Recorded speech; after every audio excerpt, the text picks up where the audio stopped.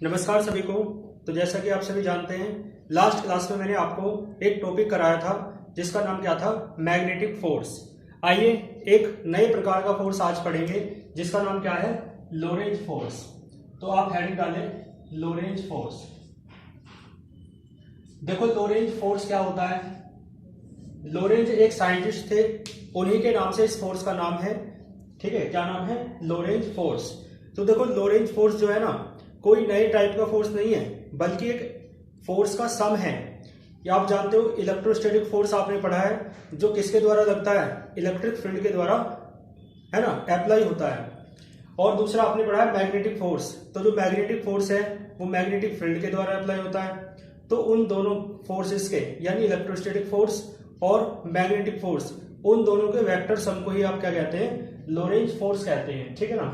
तो यानी यहाँ क्या आ जाएगा, यानी इस प्रकार से आप लिख देना, the vector sum of electrostatic force applied by electric field. यानी इलेक्ट्रोस्टैटिक फोर्स किसके द्वारा अप्लाई किया जा रहा है, इलेक्ट्रिक फील्ड के द्वारा।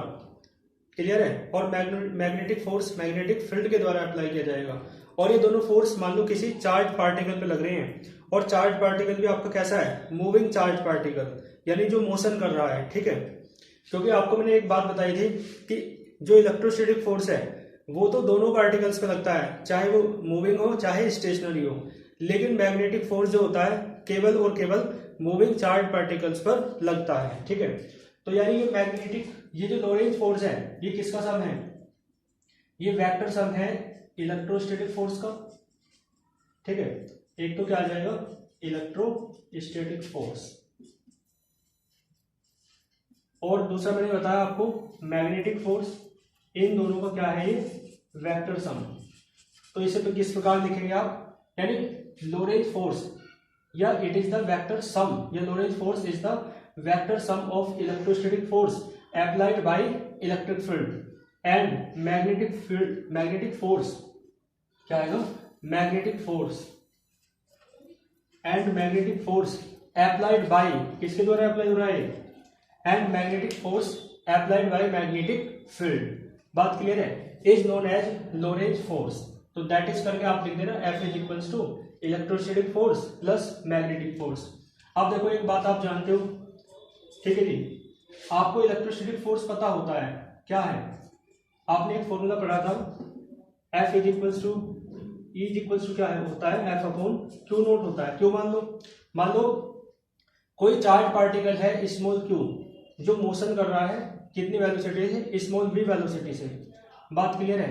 तो यहां से देखो उस चार्ज पार्टिकल पर, मूविंग चार्ज पार्टिकल पर जो इलेक्ट्रोस्टैटिक फोर्स वर्क करेगा वो अकॉर्डिंग टू दिस फॉर्मूला कितना आ जाएगा, F इज इक्वल टू कितना आ जाएगा आपका, क्या आ जाएगा, Q into E. F is equal to क्या आ जाएगा, Q into E. Electrostatic force है, दोनों ही फोर्स है ना, तो इसलिए दोनों को F से डिनोट करेंगे, इसलिए आप क्या कर दो, F E से डिनोट कर दो। तो F E is equals to Q into capital E. ठीक है जी, ये क्या हो जाएगा, इलेक्ट्रोस्टैटिक फोर्स, लेकिन वेक्टर फॉर्म में लिखेंगे, क्योंकि ये जो सम है ना आपका, ये कैसा सम है, वेक्टर सम। तो इसलिए यहाँ पे वेक्टर आएगा तो यहाँ भी वेक्टर आ जाएगा। आप जानते हो क्यू वेक्टर क्वांटिटी नहीं है, इसलिए ये क्या है, इलेक्ट्रोस्टैटिक फोर्स। बात समझ में आई। इसके बाद देखो मैग्नेटिक फोर्स की बात कर लो। आप मैग्नेटिक फोर्स को मान लो किससे डिनोट कर रहे हैं, एफ एम से। तो एफ एम क्या हो जाएगा आपका, आप जानते हो Q V B sine theta होता है, लेकिन आप यदि वेक्टर फॉर्म लिखना चाह रहे हैं तो एफ एम क्या हो जाएगा, Q vector V cross vector B. यही तो होता है, ये मैग्नेटिक फोर्स है, इसलिए मैग्नेटिक फोर्स, इसलिए एफ एम से लिखा। अब देखो आप जानते हो लोरेंज फोर्स आपको निकालना है, देन लोरेंज फोर्स। देखो लोरेंज फोर्स क्या होता है, आप जानते हैं, vector F is equals to, में बताया वेक्टर सम है इलेक्ट्रोस्टैटिक फोर्स का और मैग्नेटिक फोर्स का। तो देखो vector F is equals to, electrostatic force कितना है आपका, Q into vector E plus F M कितना है, ये Q into vector V cross vector B. तो ये जो आ जाएगा ना डेरिवेशन आपका, ये क्या है, लोरेंज फोर्स का एक्सप्रेशन है, यानी electrostatic force plus magnetic force, ये किसका एक्सप्रेशन हुआ आपका, लोरेंज फोर्स का। ठीक है, यहां तक नोट करें। ठीक है, यहां तक आपने नोट किया। इसके बाद देखो आप, मैंने एक बात आपको बता रखी है कि जो मैग्नेटिक फोर्स होता है केवल और केवल मूविंग चार्ज पार्टिकल पर लगता है। ये बात देखो सिद्ध करके देखते हैं। एक बात मुझे आप बताएं देख करके, देखो चार्ज है Q, वेलोसिटी V है, तो यदि चार्ज कैसा हो जाए स्टेशनरी, इफ द चार्ज, मान के चलो कि चार्ज यदि स्टेशनरी हो जाए, if the charge is stationary, ठीक है, उधर में दिखेगा आपको, if the charge is stationary. Stationary समझते हैं आप, यानी चार्ज स्टेशनरी होने का क्या मीन्स है कि चार्ज कैसा है, रेस्ट पोजीशन में है। तो देखो जब चार्ज रेस्ट पोजीशन में है तो वेक्टर v कितना हो जाएगा, 0, यानी वेलोसिटी कितनी हो जाएगी, 0। तो देखो देन देखो वेक्टर f जो है आपका 2 इंटू वेक्टर e रहेगा, और ये यहाँ क्या जाएगा, वेक्टर v लिख लो चाहे, ये हो जाएगा small q 0 multiplied by vector v।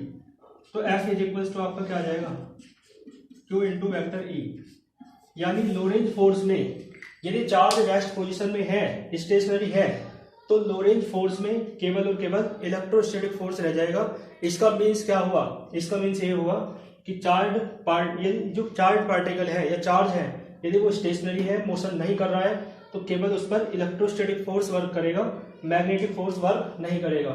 तो यहां से सिद्ध होता है, इसके नीचे एक लाइन लिख देंगे, इट मीन्स दैट, इसका क्या मतलब है, it means that magnetic force works only on moving charge.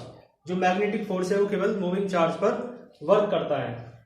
ठीक है, तो इस क्वेश्चन को पीडीएफ नोट्स की हेल्प से आप अच्छे से लिख लेंगे। आइए एक हेडिंग और डालें आप, हेडिंग है आपकी path of electron, path of electron in electric field. Electric field में जो इलेक्ट्रॉन होता है उसका पाथ कैसा होता है। ठीक है जी, आपने देखो मैग्नेटिक फील्ड में अभी मैंने जब मैग्नेटिक फोर्स कराया था ना, तो आपने देखा था कि यदि पार्टिकल पैरेलल एंट्री होगी तो पाथ क्या होगा, मैंने बताया था, है ना, स्ट्रेट होगा, और सर्कुलर वो परपेंडिकुलर एंट्री होगी तो पाथ कैसा होगा, सर्कुलर होगा, और ओब्लिक एंट्री भी बताया था कि पाथ कैसा होगा, हेलिक्स। मैग्नेटिक फोर्स वाले में आपने पढ़ा है। तो यहाँ पे इलेक्ट्रॉन का पाथ क्वेश्चन आया हुआ है, path of electron in electric field. Electric field में इलेक्ट्रॉन का पाथ कैसा होगा। तो देखो यदि एंट्री पैरेलल है, ठीक है जी, यदि एंट्री कैसी है, पैरेलल, इसका मतलब है यदि इलेक्ट्रॉन इलेक्ट्रिक फील्ड के पैरेलल प्रवेश करता है, एंटर करता है, तो जो पाथ है ना वो होगा आपका स्ट्रेट, आपको पता ही है। ठीक है जी, स्ट्रेट हो जाएगा क्योंकि पैरेलल बात हो रही है, तो क्योंकि फोर्स नहीं लगेगा। देखो ध्यान सुनना मेरी बात, तो एंट्री पैरेलल है तो पाथ कैसा है, स्ट्रेट। बात समझ में आ रही है आपको। इसके बाद देखो यदि एंट्री कैसी है, पैरेलल नहीं है, एट एनी एंगल, यदि किसी एंगल पे हो रही है ना, यानी 0 डिग्री एंगल को छोड़ के, तो मैं लिख देता हूं एक्सेप्ट 0 डिग्री। 0 डिग्री का क्या मीन्स होता है, पैरेलल। 0 डिग्री का मीन्स होता है पैरेलल। ठीक है जी, तो यदि एंट्री किसी भी एंगल पे हो रही है पैरेलल को छोड़कर, 0 डिग्री को छोड़कर, तो जो पाथ है ना वो कैसा हो जाएगा। देखो एक बात सुनना मेरी, मैंने यही वाला क्वेश्चन आपको कराया था, किसके लिए, इलेक्ट्रॉन के लिए नहीं कराया, वो कराया था वहां पे पॉजिटिव चार्ज पार्टिकल के लिए। तो पॉजिटिव चार्ज पार्टिकल के लिए कराया था मैंने, तो मैंने इसके 3 केस कराए थे, एक तो पैरेलल एंट्री, एक परपेंडिकुलर एंट्री, और एक कौन सी एंट्री, पैरेलल, परपेंडिकुलर और ऑब्लिक एंट्री। तो इसमें आपने देखा पाथ कैसा था, स्ट्रेट, है ना, इसमें कैसा था, सर्कुलर, और इसमें कैसा था आपका, याद होगा आपके, हेलिक्स। ठीक है जी, तो बिल्कुल उसी तरह है। तो यहाँ पे जो होगा, तो जो ये पाथ होगा ये हो जाएगा पैराबोलिक। ठीक है जी, कैसे हो जाएगा, पैराबोलिक। तो बिल्कुल उसी की तरह ये क्वेश्चन है।